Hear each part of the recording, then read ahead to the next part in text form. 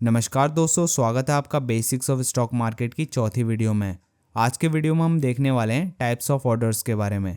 अब सबसे पहले देखते हैं how does orders work, orders काम कैसे करते हैं। एज अ इन्वेस्टर जब भी आप कोई ऑर्डर प्लेस करते हो, आप ऑर्डर डायरेक्टली तो एक्सचेंज में प्लेस कर नहीं सकते, आप किसी ब्रोकर के ज़रिए ही करते हो।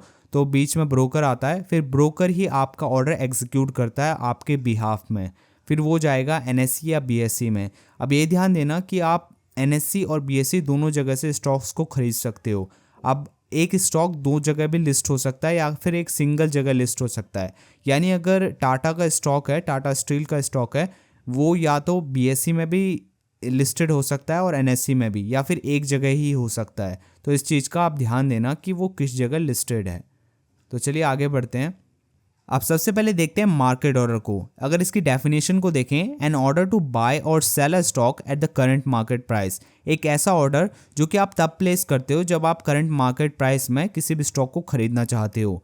और अगर इसका यूज़ केस देखें तो ये तब यूज़ होता है जब हमारी प्रायोरिटी ये होती है कि हमें एग्जीक्यूट करना है ऑर्डर को इमीडिएटली, और हमें कोई स्पेसिफिक प्राइस में स्टॉक नहीं खरीदना है, बल्कि जो करंट प्राइस चल रहा है उसी में हमें उसे खरीदना है। अगर इसका एग्जाम्पल लिया जाए तो आप एक मार्केट ऑर्डर प्लेस करते हो 50 शेयर्स खरीदने का टाटा स्टील का, और ये एग्जीक्यूट हो जाता है जो भी बेस्ट अवेलेबल प्राइस है मार्केट में अभी। तो चलिए अब इसको समझते हैं कैसे एग्जीक्यूट होता है। तो मान लीजिए ये अभी टाटा स्टील का चार्ट है और आपने यहाँ पे अभी चल रहा है टाटा स्टील का प्राइस 140 में, और आपने यहाँ पे ऑर्डर एग्जीक्यूट करा। अभी ये ध्यान देना कि आपने मार्केट ऑर्डर एग्जीक्यूट करा है, और वो भी 50 शेयर्स का। और एनएससी क्या है? आपका एक्सचेंज है। यहाँ पे बीएससी भी हो सकता है। और ऑर्डर टाइप क्या है? आपका मार्केट है, और आपने इसमें बाय दबा दिया।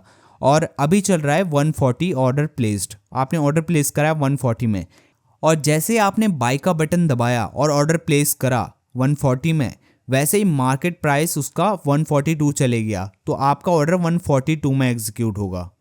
तो चलिए अब देखते हैं लिमिट ऑर्डर के बारे में। अगर इसकी डेफिनेशन को देखा जाए तो ये एक ऐसा ऑर्डर है जो कि आप तब यूज़ करते हो जब आपको कोई भी स्टॉक किसी एक स्पेसिफिक प्राइस में खरीदना हो, या फिर कोई एक अच्छे प्राइस में खरीदना हो। ये यूज़ तब होता है जब आप अपने प्राइस में, जिस प्राइस में आप स्टॉक खरीदना चाहते हो, उसमें आप कंट्रोल पाना चाहो।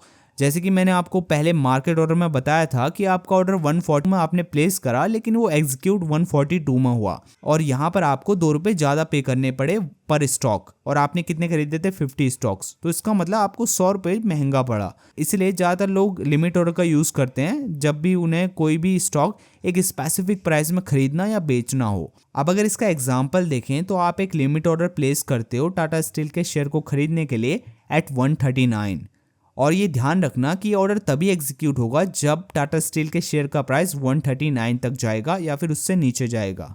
अब अगर इसको चार्ट के जरिए समझें तो अभी मान लीजिए ये टाटा स्टील का चार्ट है, और अभी करंट प्राइस टाटा स्टील का 140 चल रहा है, और आपने लिमिट ऑर्डर प्लेस करा है 139 में।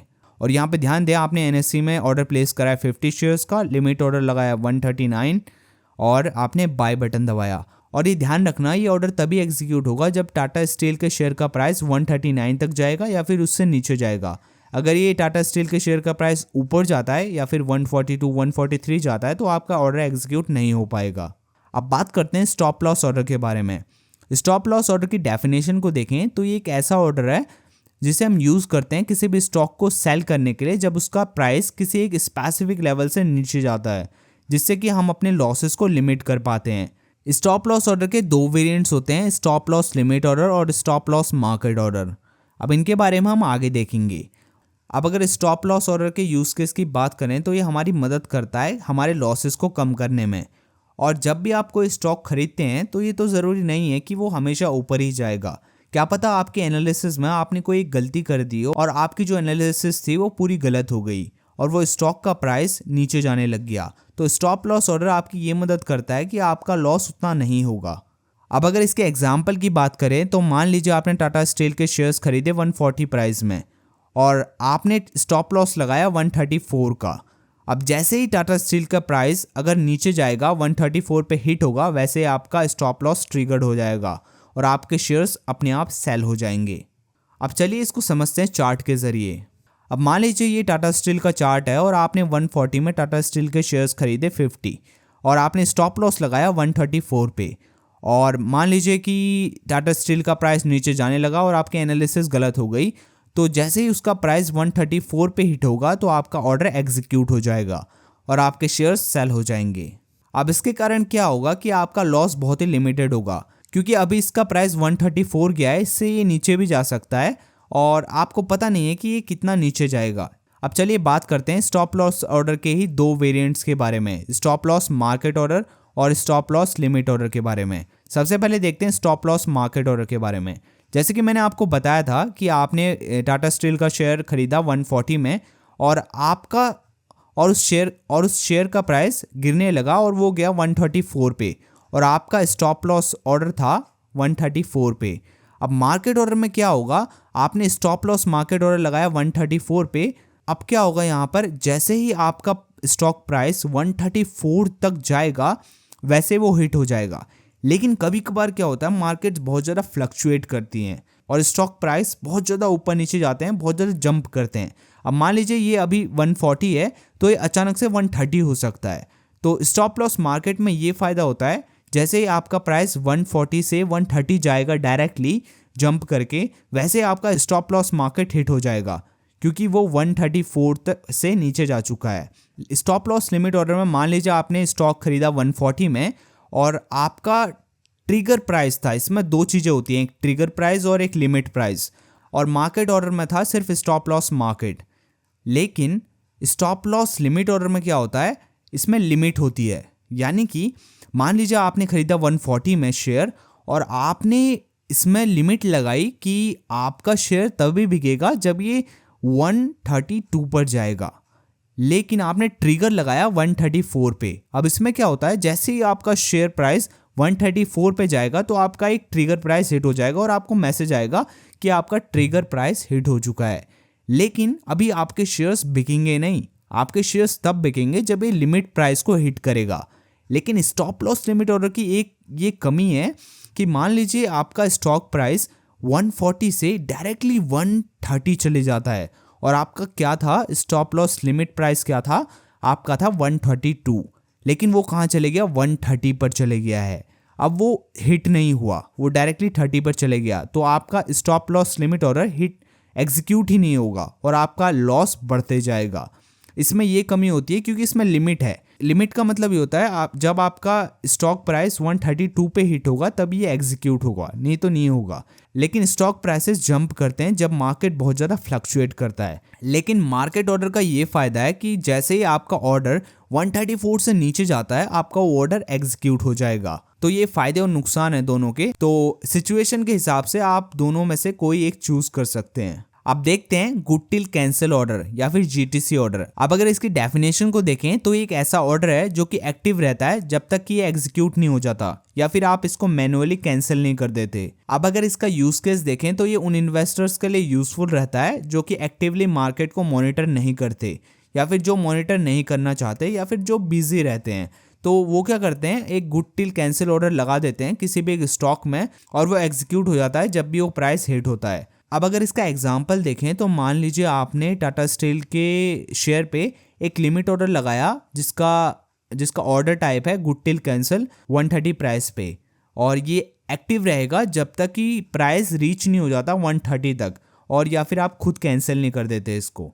अब चलिए इसका चार्ट देखते हैं। अब मान लीजिए टाटा स्टील के शेयर का चार्ट है और आपने इसमें जीटीसी ऑर्डर लगाया 130 पे और क्वांटिटी है आपकी 50 और आपने बाय कर लिया।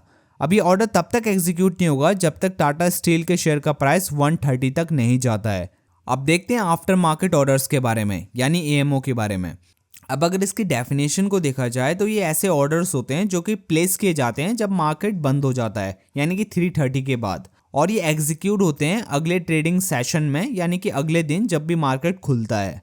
अब मान लीजिए आप कहीं गए हुए थे और आपको टाइम नहीं मिला मार्केट में ऑर्डर प्लेस करने के लिए और आपने एक स्टॉक एनालाइज कर रखा था कि उसका प्राइस आने वाले फ्यूचर में बढ़ेगा, तो आप आफ्टर मार्केट ऑर्डर में उस शेयर को खरीद सकते हो, आपका ऑर्डर अगले दिन एग्जीक्यूट हो जाएगा। अब अगर इसके यूज केस को देखें तो ये उनके लिए कन्वीनियंट रहता है जो कि मार्केट आवर्स में ट्रेड नहीं कर पाते।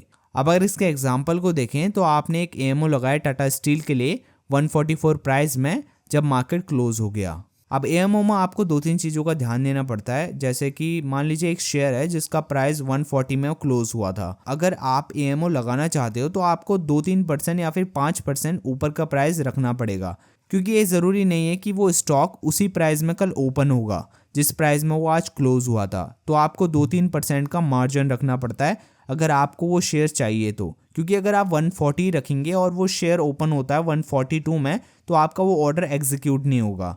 आप देखते हैं टाइप्स ऑफ वैलिडिटी के बारे में। एक होता है इमीडिएट, और एक होता है एक दिन के लिए, और एक होता है एक साल के लिए। अब इमीडिएट में क्या होता है, जिस भी ऑर्डर की वैलिडिटी इमीडिएट होती है वो तो या एग्जीक्यूट होता है या फिर वो कैंसिल हो जाता है। अब अगर डे की बात करें तो ये एक दिन के लिए वैलिड रहता है, यानी कि 3:30 तक ये ऑर्डर वैलिड रहेगा, उसके बाद ये वैलिड नहीं रहेगा। और अगर ईयर की बात करें तो ये 1 साल तक वैलिड रहता है। अब मान लीजिए आपने आज ऑर्डर प्लेस करा तो उसके 1 साल तक वो वैलिड रहेगा। अब अगर समराइज करें टाइप्स ऑफ ऑर्डर्स को, तो पहला था हमारा मार्केट ऑर्डर, जो कि आपका इमीडिएटली एग्जीक्यूट हो जाता है। और अगर आपने कोई भी ऑर्डर प्लेस करा है मान लीजिए 140 पे, तो वो 142 में भी एग्जीक्यूट हो सकता है। ज़रूरी नहीं है कि वो 140 में ही एग्जीक्यूट होगा बिकॉज ऑफ मार्केट फ्लक्चुएशंस। और अगर आप लिमिट ऑर्डर की बात करें तो ये तब यूज़ होता है जब आपको प्राइस को लिमिट करना हो कि आपको किस प्राइस में ख़रीदना है। और स्टॉप लॉस ऑर्डर की बात करें तो हम इसे तब यूज़ करते हैं जब आप लॉस को कम करना चाहते हैं या फिर लॉस को लिमिट करना चाहते हैं। और जीटीसी की बात करें तो गुड टिल कैंसिल, ये जब तक कैंसिल नहीं होता जब तक आप इसको खुद कैंसिल नहीं कर देते या फिर ऑर्डर खुद एग्जीक्यूट नहीं हो जाता। और अगर एएमओ की बात करें तो ये तब यूज़ होता है जब मार्केट क्लोज हो चुका है और आपको ऑर्डर प्लेस करना है, और ये एग्जीक्यूट होता है नेक्स्ट डे जब मार्केट ओपन होता है। So guys, thank you for watching this video. और अगर आप इस वीडियो को यहाँ तक देख रहे हैं तो बहुत बहुत शुक्रिया आपका। और अगर आपने अभी तक हमारे इस चैनल को सब्सक्राइब नहीं करा तो इसे सब्सक्राइब कर लीजिए, इट्स फ्री। और अगर आपने हमारे प्लेलिस्ट को एक्सेस नहीं करा बेसिक्स ऑफ स्टॉक मार्केट की, तो उसे भी एक्सेस कर लीजिए। मैं इस बेसिक्स ऑफ स्टॉक मार्केट की प्लेलिस्ट में वीडियोस डालते रहूँगा, तो स्टे ट्यून्ड। और अगर आप इस वीडियो को शेयर कर सकते हैं तो अपने फ्रेंड्स और फैमिलीज़ के साथ ज़रूर शेयर करना, उनकी भी बहुत ज़्यादा मदद हो जाएगी।